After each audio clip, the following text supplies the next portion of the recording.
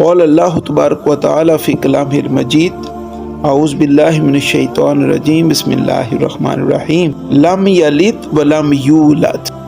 سورہ الاخلاص 112 نمبر سورہ مبارکہ اور آیہ مبارکہ نمبر 3۔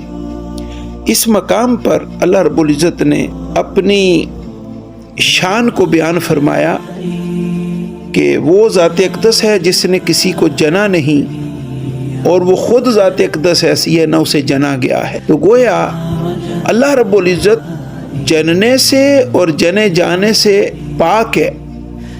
تو جب ہم نبی اکرم نور مجسم حضرت محمد مصطفیٰ صلی اللہ علیہ وسلم کی ولادت باسعادت کی خوشی مناتے ہیں تو یہ اس بات کا اعلان ہے کہ اللہ کے حبیب حضرت محمد مصطفیٰ صلی اللہ علیہ وسلم اللہ کے بندے، اس کے نبی، اس کے رسول اور اس کے محبوب ہیں۔ کیوں؟ اللہ کے حبیب حضرت محمد مصطفیٰ صلی اللہ علیہ وسلم کا تولد ہوا، پیدائش مبارک ہوئی، آپ کی ولادت باسعادت ہوئی۔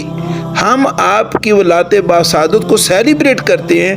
اس بات کا اعلان ہے کہ اللہ رب العزت وہ جو وحدہ لا شریک ہے، وہ پیدا کرنے سے اور پیدا ہونے سے پاک ہے، اور اللہ کے حبیب حضرت محمد مصطفیٰ صلی اللہ علیہ وسلم پیدا ہوئے، گویا یہ آپ اللہ رب العزت کی مخلوق ہیں، اور اسی چیز کا نام میلاد ہے۔